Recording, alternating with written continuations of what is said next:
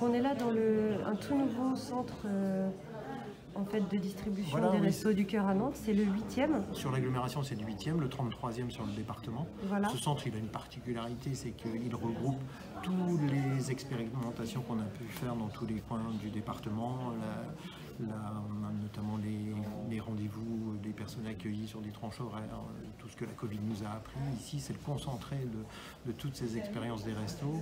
Et pourquoi vous aviez besoin d'un 8e centre à Nantes? On a fermé un gros centre il n'y a pas très longtemps, enfin il y a 2 ans maintenant, et pour le remplacer, on a souhaité plutôt faire des petits centres. Je pense que l'avenir, c'est quand même des centres moyens comme celui-ci, où on est plus disponible pour accueillir les gens. On n'a pas des grandes files d'attente. Et donc celui-ci, ce sera le 33e. On en cherche un autre plutôt vers les facs, parce que vous savez qu'on a quand même des étudiants qui aujourd'hui soulèvent un problème à notre réflexion, qu'on aide par...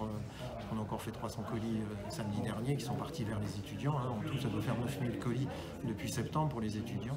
Donc il y aura un 9e vers les facs? Alors on va essayer, oui. On va essayer d'ouvrir... Il est trouvé? Non. Le problème, c'est ce que vous me disiez tout à l'heure. C'est pourquoi ici? Ici, c'est parce qu'on trouve un loyer raisonnable. Parce que des loyers de ce genre, ça coûte très cher, donc ça rentre dans nos moyens.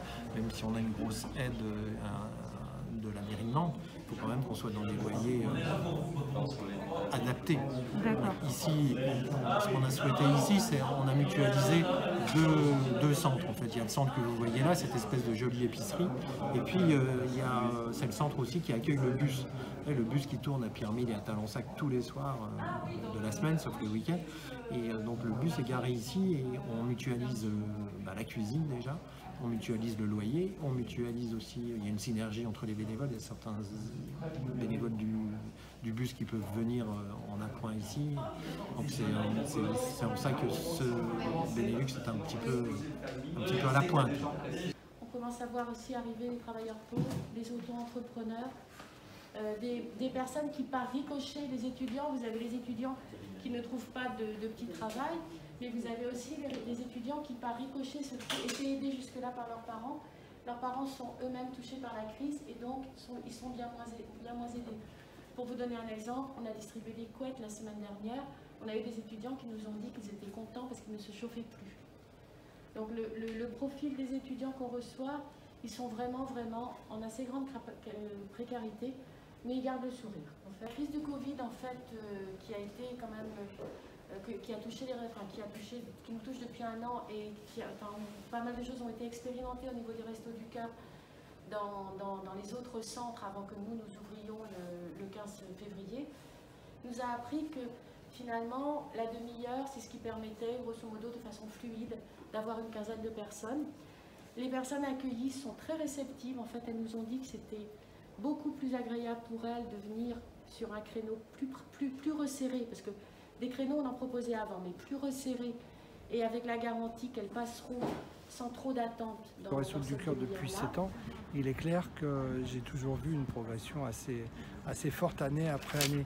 Cette année, on a évidemment une augmentation liée à une nouvelle population, des travailleurs pauvres, des travailleurs, des étudiants, tout type de personnes qui ont perdu un emploi et qui, malgré les aides de l'État, ont besoin d'aide.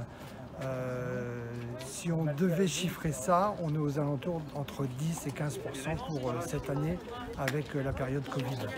2020, vous voulez dire? Oui, sur l'année 2020. On est satisfait. Le gros avantage qu'on a, c'est que c'est un resto à dimension humaine.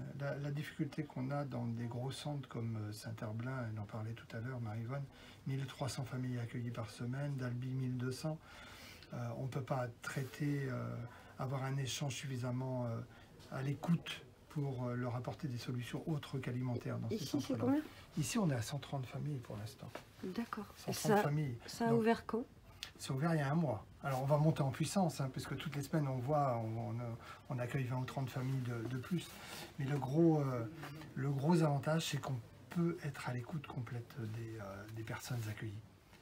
On a notre centre départemental, notre entrepôt départemental qui est à 800 mètres d'ici. Autrement, un centre sur d'Albi, on a un centre sur Saint-Herblain, On a un centre sur Saint-Sébastien, on est présent à Couëron, à la Chapelle-sur-Erde, etc., etc. On a 34 centres sur la Loire-Atlantique. Mais ce que l'on voudrait, c'est sur Nantes, diminuer ces centres immenses pour en faire des plus petits. D'accord. Donc c'est ça. Et ici, c'est facile d'accès? Ici, c'est facile. Disons qu'on a mis en place, et la Sémitan est à notre écoute, pour augmenter la rotation des bus qui s'arrêtent juste devant sur les jours et heures d'ouverture.